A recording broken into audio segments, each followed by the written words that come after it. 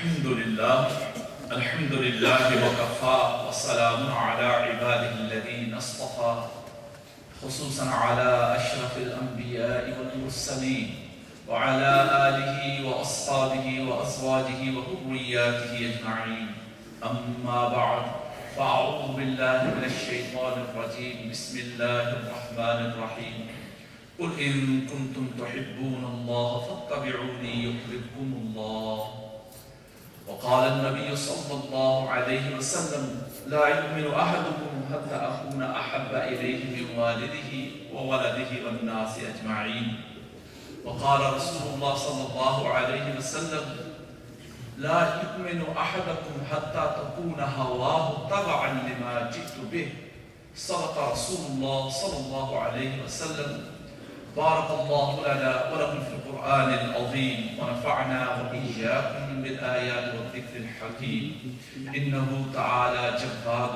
كريم ملك بر رؤوف رحيم.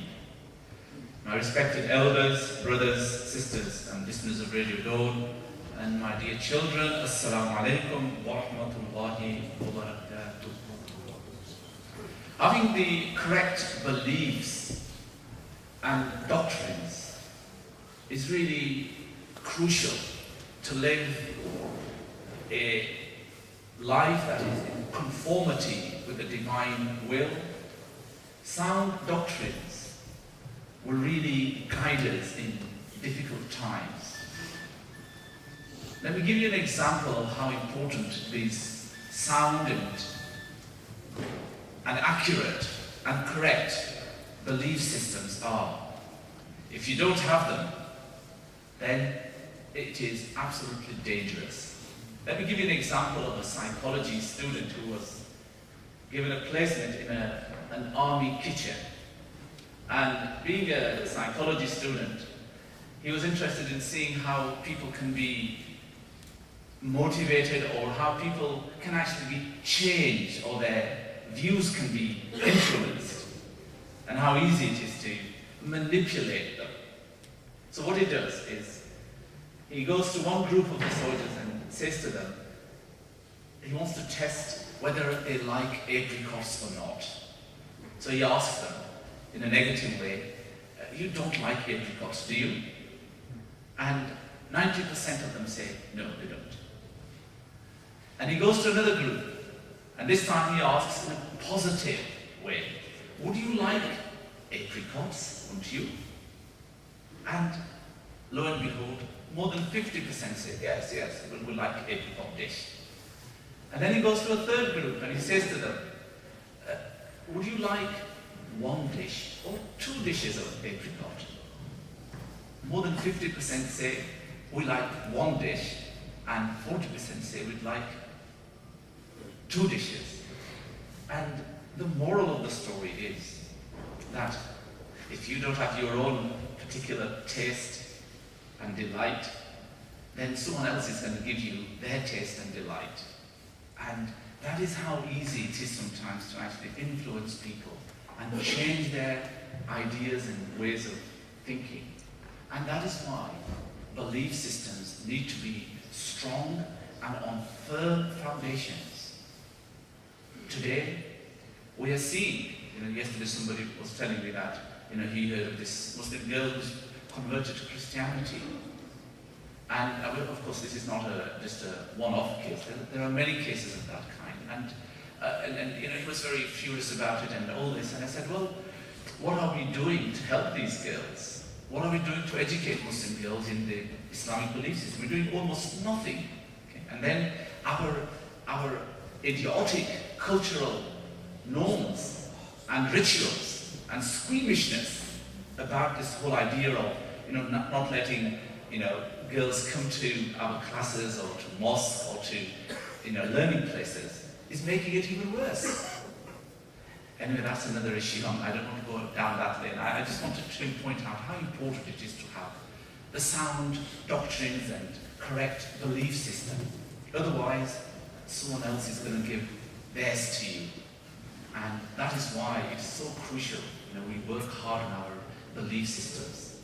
And the Ahl Sunnah wal Jamaa in particular has been stressing the the love of Rasulullah sallallahu alaihi wasallam. And for the last few weeks, you've been hearing me talk about the love of Rasulullah. Last week, I talked about this claim that can we exaggerate the status of Rasulullah? Can we overtalk?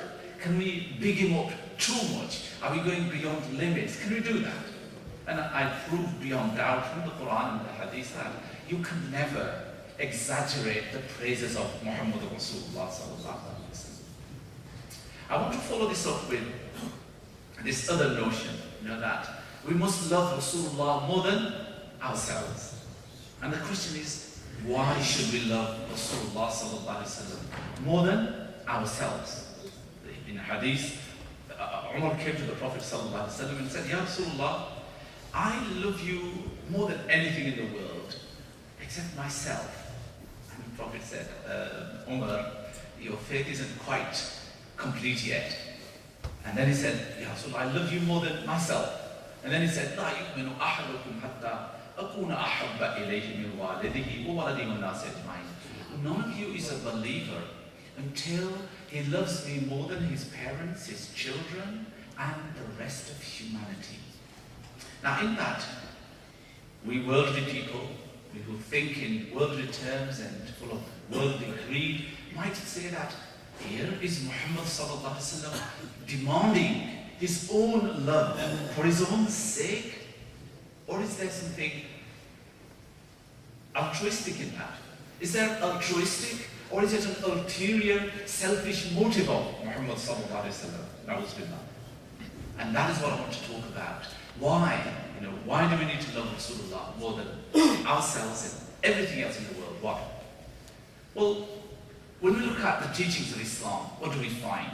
We find lots and lots of rules. There are many things that are obligatory. We have to pray, the Quran says. We have to do Hajj, we have to fast, we have to give zakat. Then there are things that are wajib, things that we necessarily have to do.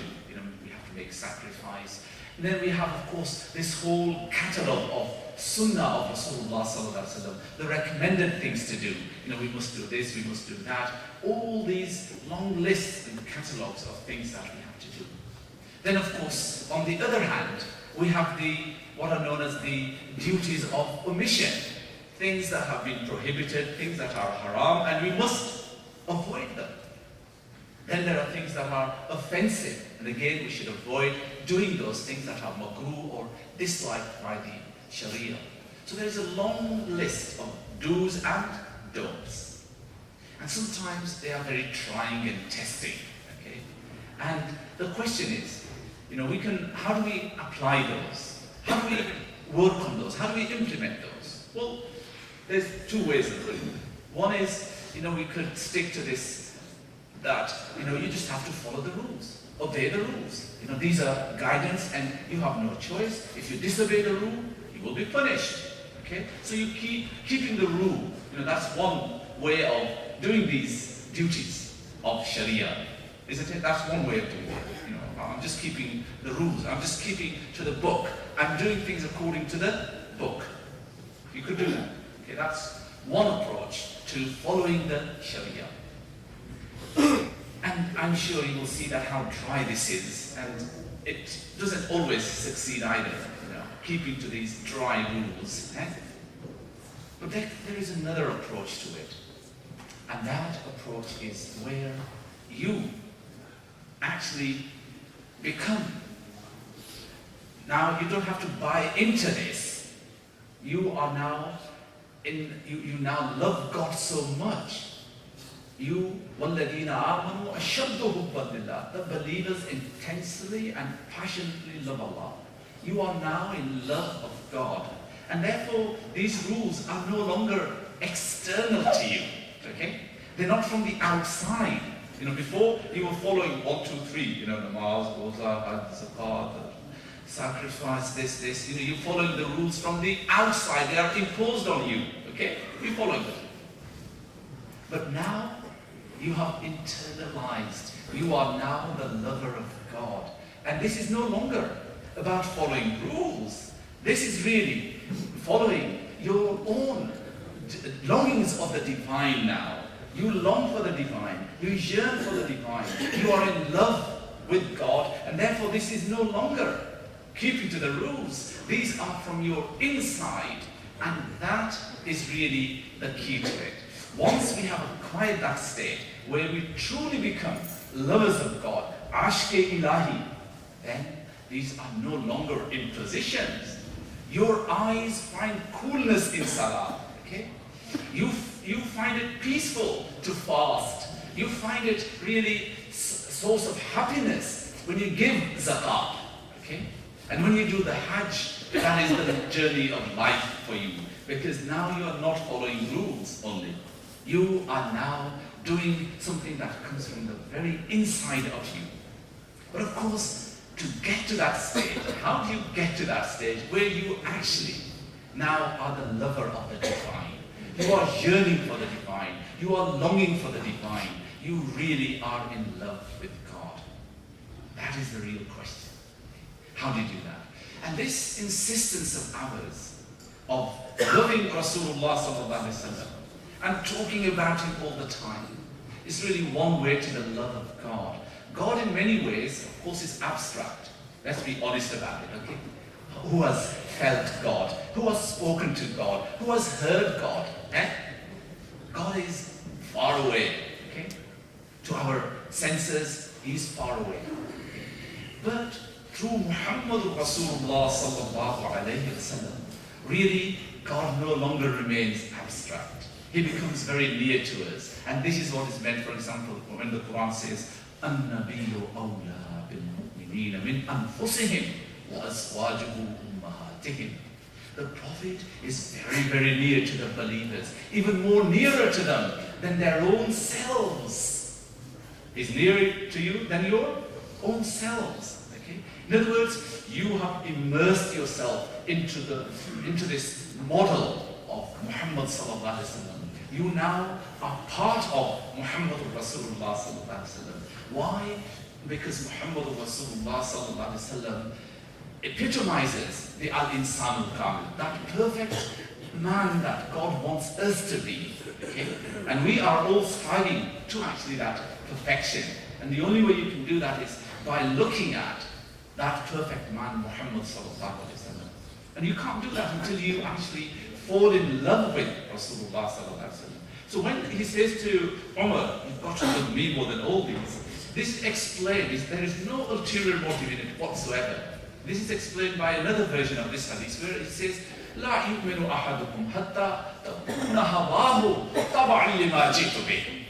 You are not a believer until your whims, your own fancies and your desires follow my sunnah, my life pattern. Okay? That is what, and that is the point. You know, he's saying, if you follow my guidance, my prescribed way, if you follow my path, that path will lead you to paradise. That path will lead you to true prosperity and true happiness. So here when Rasulullah is demanding from us, love me more than anything else, what is he saying? Well, when you love me, you will automatically, and that's the point, you will automatically do what? You will automatically follow these beautiful manners, these beautiful ways, these beautiful social obligations that I now impose on you. Okay? So what are we doing?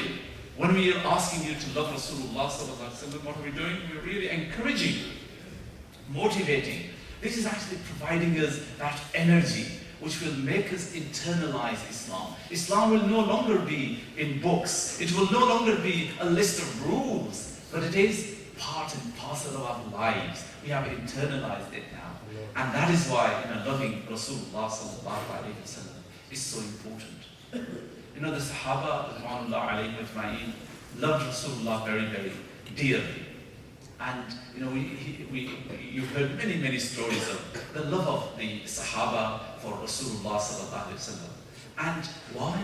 Because they knew that once you love someone, then to follow them becomes very easy. And by following Rasulullah sallallahu alaihi wasallam, that is where your salvation lies. So, my dear brothers, when we keep on talking about Rasulullah sallallahu alaihi wasallam and loving him, we only have 15-20 minutes on this occasion, and all we can actually do is to ignite your love. Okay? And love, of course, is the very essence of our lives as well. And we human beings love things because either we find their outward attractiveness, okay, or we find their outer form attractive to us. They're delicious, they're melodious, they're beautiful, okay? You know, that is how we look at things. And we begin to love them. Or sometimes we look at the qualities of somebody, you know, their good character, and we are fascinated by that. And that is what attracts us to them, and we begin to love them. Okay? Or it is because we gain something from them. They are our benefactors, and we love them. And when we use those three criteria of love, we see that Muhammad Rasulullah sallallahu alaihi wasallam meets all those criteria. He is beautiful outwardly. Okay? Hazrat Ali Karamullah Wajhu says that, you know, Lam ara misluhu qabl aw ba'd. I have never seen anyone more beautiful than Muhammad Rasulullah, before or after. There is no one.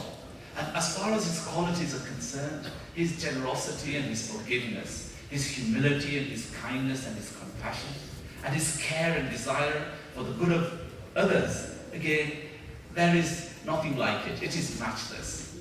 And when it comes to benefiting us, alhamdulillah, I'm sure we know what the teachings of Rasulullah, how they have benefited us. So on all those criteria, if you were to use them on why I love Muhammad sallallahu alaihi wasallam more than anything, again you will see that he fits the bill. He is to be the beloved. He is to be the one who is to be loved more than anything else. And it is for our sake. May Allah subhanahu wa ta'ala help us to love Rasulullah sallallahu alaihi wasallam and remove those doubts and suspicions that we may have, and those obstacles, so we truly love Rasulullah, and through that derive the energy and the enthusiasm to act on the footsteps and to walk on the footsteps of Rasulullah sallallahu alaihi wasallam. Wa akhiru da'wahum anil hamdulillahi rabbil alamin.